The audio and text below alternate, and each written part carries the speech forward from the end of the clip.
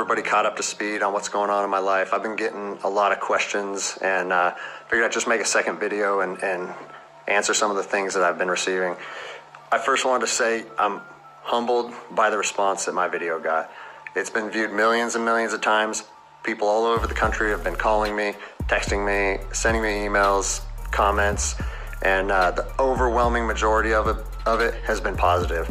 And so I think that's pretty cool, because my whole thought process on making that video was trying to bridge the gap between law enforcement and the public. And I've seen both sides with open arms willing to embrace that. And I think that's a step in the right direction. So that's pretty cool. One thing that I've seen come up over and over in the comments, and I've been in email sent to me, is, are you going to get in trouble? What happened to you? Or is there any discipline or any discipline taking place? And so I figured I'd take a chance and give you a little synopsis of the last 3 days of my life after posting that video. So I posted the video on Tuesday, was it May 5th?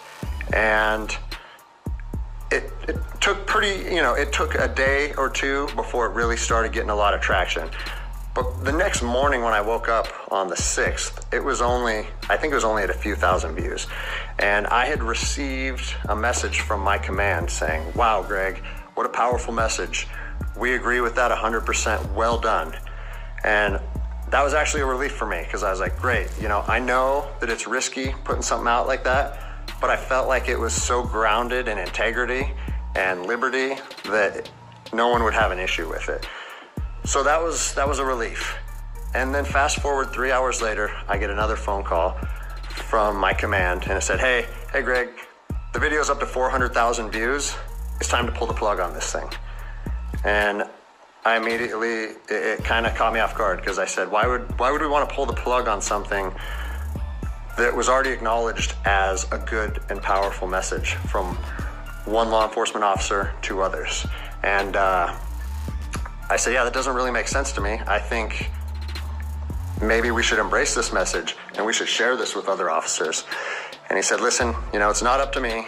I have been directed to tell you to take the video down, and I need to know if you're going to take the video down. And I said, no, I can't take the video down, because if you listen to my first video, the whole message that I was trying to share with people and impart on them is, if you believe in something in your heart, you have to stand by that conviction, even if it costs you everything.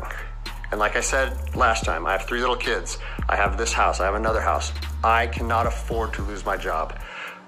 But after putting that message out there and sharing that with America, and it was so well received, I can't then just say, even though that's what I believe, I'm gonna take a step back, I'm gonna retract my words, and I'm gonna allow my command to prevent me from sharing my heart and my truth.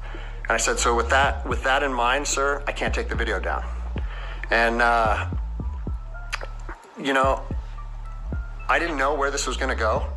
And I immediately started thinking about, what are they gonna try and gig me on? What did I do wrong? What policy did I violate? And I got called back a couple hours later, and by this time, it was skyrocketing. Everyone in the agency was seeing it. Cops from when I was an officer down in Los Angeles, they were contacting me. I got a call and I said, listen, the video needs to be taken down right now, and you need to accept a letter of reprimand, or we're gonna take a very different approach to this if you say no again. Well, I'd already put myself on that hill, and I had to be willing to die on that hill. They said they determined the video was a violation of policy, and that if I wouldn't take it down, that allegations would be made against me, and so on and so on. And so I told them, no, I'm not gonna take it down. You do what you need to do. But the principle of it is rooted in truth, and it was a positive message that was received by millions and millions of people. If you want me to take it down, I have to respectfully refuse. And it was interesting, because they kept citing different policies, like, oh, it was the social media policy, or some of your equipment may have been identifiable. And that kind of seemed like a moot point to me, and it was strange, because why was the message okay at 5 a.m. and then 3 hours later there was a problem with it. And so I was later contacted by the chief of police. He's someone that I have great respect for. He's a good man to work for. And he's the one that shot me straight. And he said, Greg, if you openly defy your governor, you can't be a police officer in the state of Washington. And I told him, I said, you know what, I can respect that. And if I were in your office, I would shake your hand, respectfully disagree, and say, maybe I'm not meant to be a police officer in the state of Washington then. And here's my thoughts on that, okay? You have to do your research. You have to figure out what your true north is, what your truth is, and where you stand on issues. For me personally, I believe that the Constitution supersedes all other documents, all other laws. There's case law supporting that. If you look at Marbury versus Madison, 1803, it says any future laws created that are repugnant, meaning in conflict with the Constitution, are null and void. So when I look at how I feel comfortable enforcing the law, and I see people exercising constitutional rights, it doesn't matter if there's different executive orders, requests from mayors, requests from governors. To me, the Constitution supersedes that, and I'm gonna stand with the people.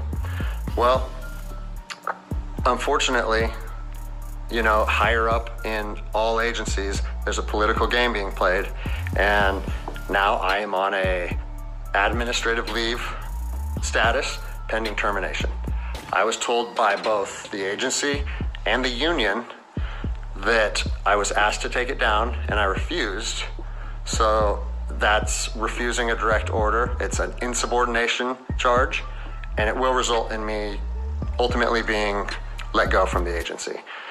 And I said, you know what, if that's what you guys have to do, if that video is so bad that you want to take my career from me and you want to leave my, you know, like potentially take my ability away to provide for my family because of that video, do it. Because I'm gonna stand by my convictions, just like I said in my last video.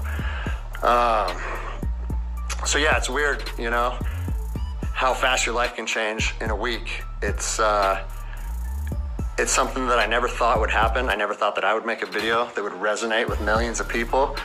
But you know, my head is held high. I'm not intimidated or upset by how this played out.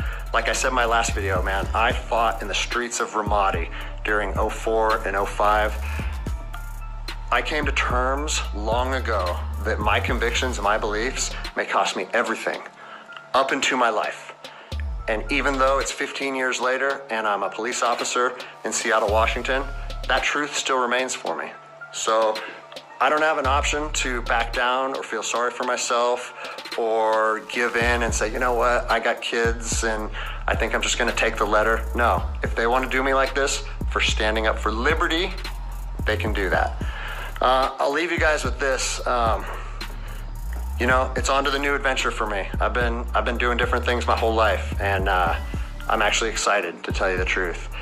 If you know of anyone accepting resumes, hit me up, because I might need it in the near future. But, you know, I've always wanted to circumnavigate the globe on a sailboat, so maybe it's time to chase that dream. Anyways, I appreciate all the support, guys. Take care.